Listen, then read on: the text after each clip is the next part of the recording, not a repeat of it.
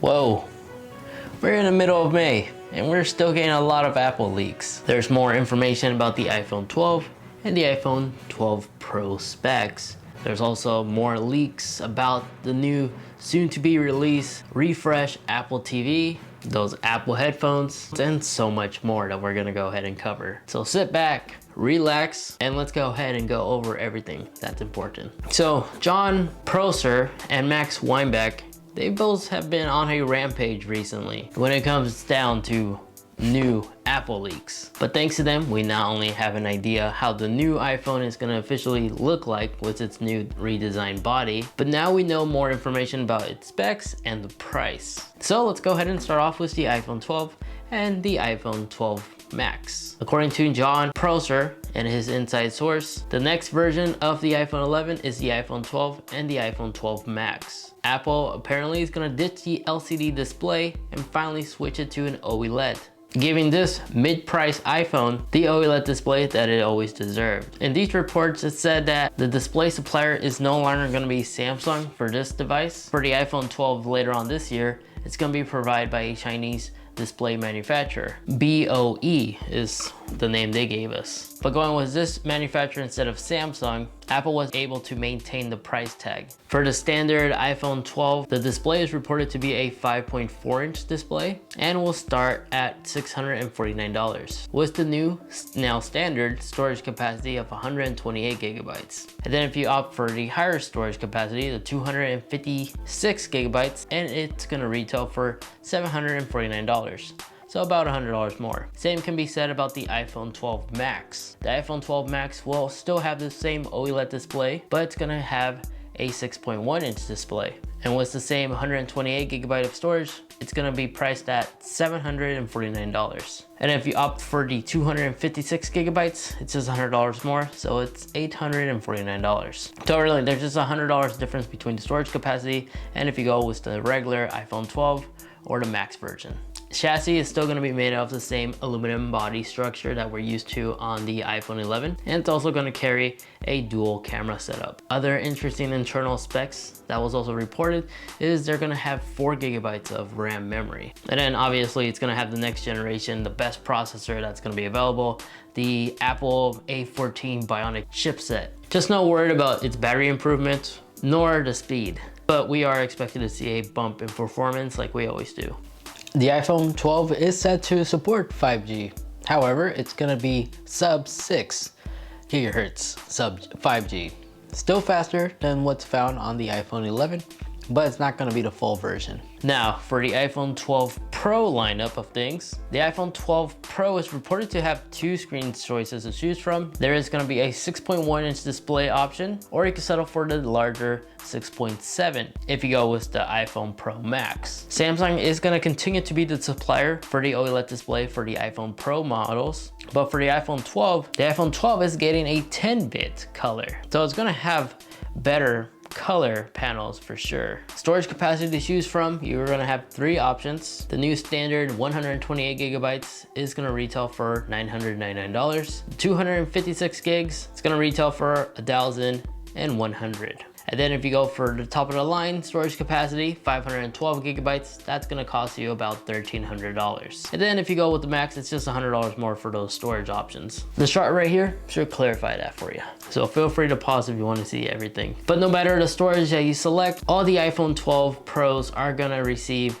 6 gigabytes of RAM memory. Then you may or may not have already been aware, but the iPhone 12 Pros are gonna receive the new LiDAR sensor that's currently found on the iPad Pro. And some reports have been saying because of this new hardware that Apple had to integrate for these next generation iPhone was probably the reason why they had to redesign the entire chassis to make sure everything fits and there's no interference with the sensor. And I honestly have no complaints about this look. I really did enjoy it when I used to own the iPhone 4 and also my 5S. I think this body structure looks amazing, and it's also really awesome to hold in the hand because it's not like a smooth stone where it's really slippery. The sharp edges actually gives you a better grip in my opinion. So I'm really looking forward to this new design. Now, full 5G is going to be standard on the iPhone Pro lineup, so there's no limitation on its 5G, which is great. And it's expected that we're going to go ahead and see a new midnight blue color option for the iPhone 12 Pros. but it's not yet confirmed if this new midnight blue is going to replace the current midnight green. But I honestly wouldn't be surprised if Apple actually does something like that. And then recently, Max Weinbach stated that a 120Hz display may be possible, but it's really left unsure if we're even going to go ahead and see this on the 2020 iPhones. Because it sounds like Apple has been trying to make it work, but there still is some bugs they need to work out. And if they don't feel like it's fully optimized, they're not gonna innovate it for the iPhone 12 Pros. But next year, we may finally see a ProMotion display on an Apple product that's not just the iPad. And yes, it's gonna still continue to have the stainless steel chassis that the Pro lineup of iPhones always had, as well as the new A12. But that's it when it comes to the latest iPhone news. In other news, we now have the new official name for those Apple over-the-ear headphones. According to John Prosser from his recent leak that he was able to gather from his inside source, the names for those Apple headphones are going to be called Airpods Studio. Apple keeps using the name Pod because apparently the title Pod in like the iPod means music. Who would have thought? But he managed to also give us the cost of how much these over-the-ear headphones are gonna cost. And he said it's gonna cost $349. Now, before you start typing in the comments saying that these headphones are too damn high, there are some really impressive features that these headphones will actually offer. And new hardware that I haven't seen any other headphone manufacturer ever create. Because according to this exclusive information that 9to5Mac was able to give us, they mentioned that these headphones are gonna have some kind of neck detection, which works very similar to like what AirPods have. As soon as you take the headset off your ear and you rest it on your neck, it's gonna automatically pause the music or any audio that you were listening to. And when you place them back on, it's gonna automatically resume back. But it doesn't end there when it comes to its new features and hardware. You know how every single over-the-ear headphones, you have to look at the label, make sure you have the right side on the correct side of your head, and then the left? Well, these are gonna have some kind of sensor or the ability to identify left to right. So in other words, you literally could just place these on and the headset's automatically gonna know what side is which. So it's incredible that Apple, in my opinion, was able to keep this below $400 because these could easily retail for $500. But that price tag still isn't official, but John has a really great track record when it comes to his inside source. It's as if his source is actually Tim Cook. So maybe there's like a new compass, a gyroscope or something inside those headphones to make it all work. Who knows? I'm just looking forward to the iFixit teardown video on these over-the-ear headphones and see what type of witchcraft is inside them. And hopefully other brands, other manufacturers will take this new hardware and implement them on their headsets. Very similar to what happened with the AirPods, the auto ear detection that used to be an exclusive feature for just AirPods.